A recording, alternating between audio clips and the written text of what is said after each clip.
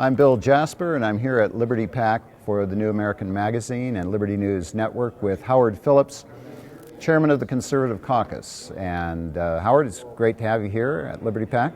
It's a pleasure for me to be here. It's great to see you in person. You are one of my favorite figures in modern American politics because you have done something that very few others who have served in public office have done. I became an employee of OEO in 1970. I succeeded Dick Cheney as special assistant to the then director. He had been working for Don Rumsfeld. And Dick said to me, "Howard, I'm sure glad you're taking this job because you'll do things that we wouldn't dare do." And I said, "Dick, you got it." And I wound up closing down dozens and dozens and dozens of left-wing entities being subsidized at taxpayer expense. For example, I closed down funding of the National Welfare Rights Organization, which was supporting hundreds of so-called welfare rights entities. I closed down groups that were promoting abortion, sodomy, etc. Unfortunately, following my tenure, Nixon basically doubled the money going to OEO. Nixon, the conservative Republican president. From the Johnson years. Yes. The guy who I really liked was Spiro Agnew. I worked for Agnew when he was head of the President's Council on Youth Opportunity, and I was the executive director of that organization. Agnew and I became very close. And on the day he resigned, he asked me to spend the day with him, which I did. I think if he had become president, he would have been the most conservative president of the 20th century. He was a changed man. He was changed following the post-Martin Luther King assassination riots, which caused him to see the hypocrisy of people who called themselves authentic liberals, conservatives, etc.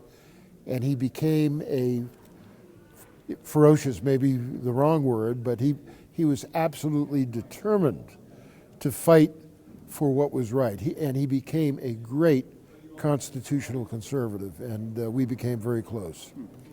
To drop back again for a minute on your activities at OEO, most people are unaware that there were some really, truly radical programs.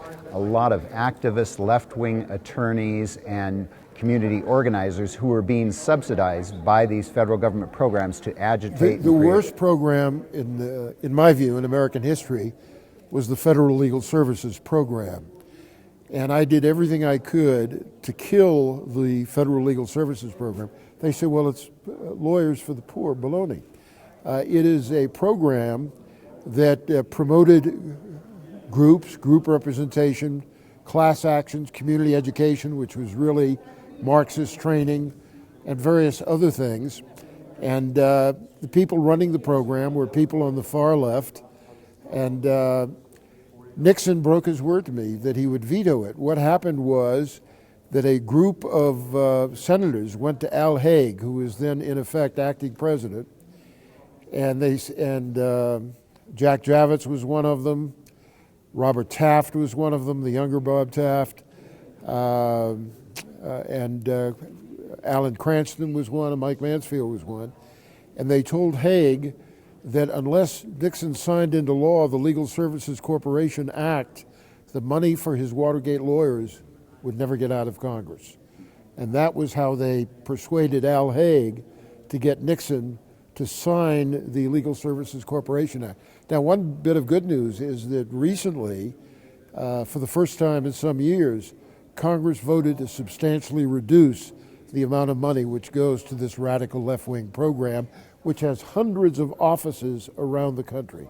And that, again, when you look at across the political spectrum and you see all of these different organizations who frequently appear, their spokesman on television, arguing in favor of some more federal involvement or whatnot.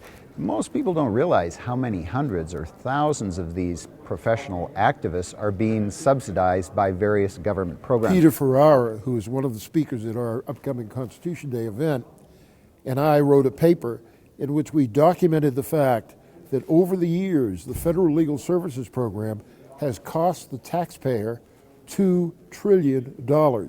And I'd be happy to send any of your viewers who contact us a copy of that study. And how would they get in touch with you? www.conservativeusa.org. Our fax number is 703-281-4108.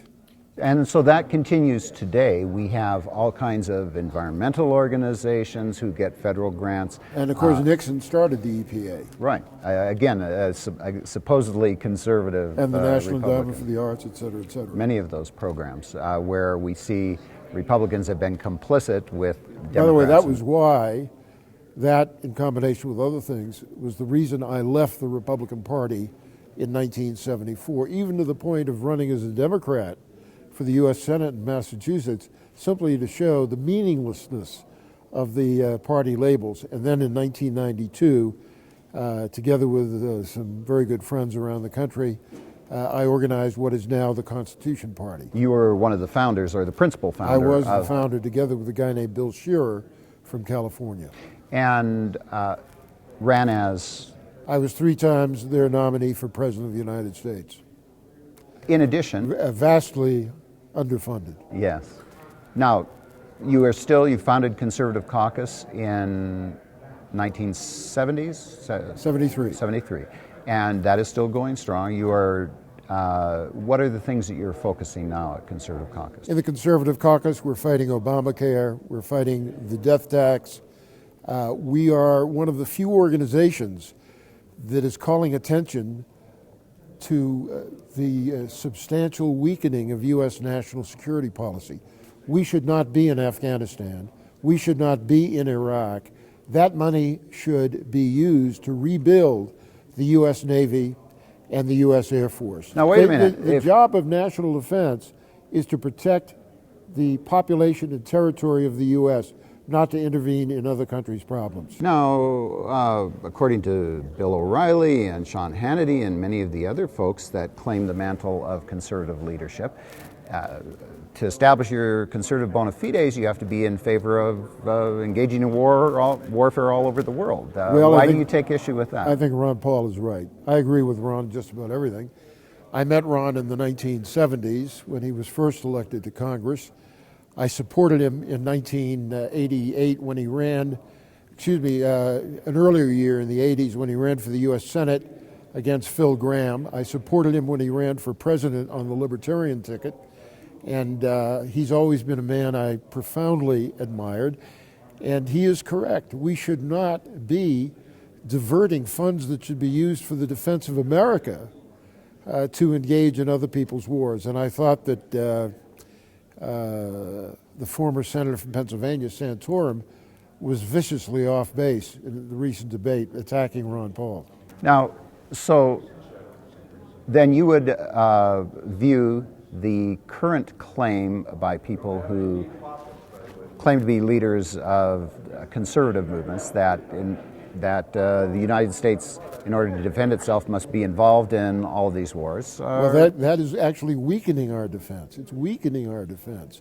I mean, the decline of the U.S. Navy is incredible. The Navy is well below 300 vessels. Under John Lehman, when he was Navy Secretary, one of the very best, we had 600 vessels. And yet this is at a time when we are spread all over the world and all of these different... freedom of the seas is being challenged by Red China. They are claiming that everything in the South China Sea is actually part of their territory. And they're going after the Philippines, they're going after South Korea, they are going after Vietnam, they're going after us.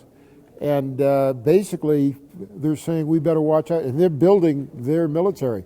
They've got an aircraft carrier. They've got all kinds of long-range cruise missiles that are designed to take out our vessels. They've got many missiles aimed at the Republic of China and Taiwan. I am not for intervening in other people's problems, but I do think that keeping Taiwan independent of Red China is in our national security interest.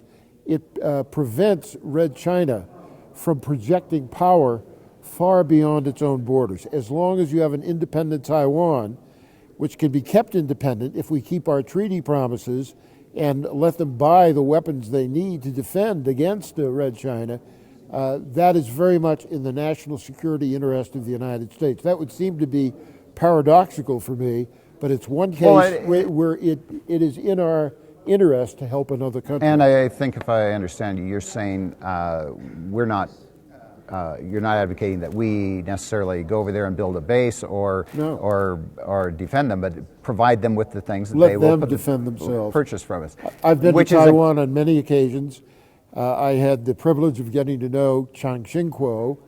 In fact, I was in Taiwan, I was in Taipei the day that Ronald Reagan issued a statement saying we're no longer going to provide a certain level of weaponry to free China. And then he was challenged and said, I never said that.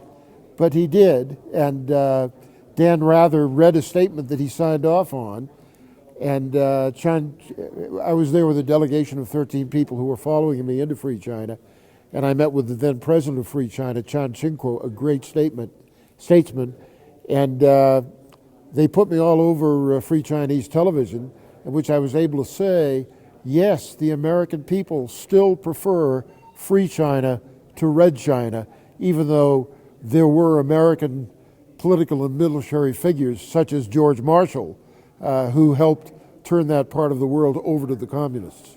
So what is your position with regard to all of our military bases around the world? Well, let me say, first of all, the money we're spending in Afghanistan and Iraq is money that should be spent to defend the United States. It's a tremendous diversion of that. I think you have to do it on a case-by-case basis.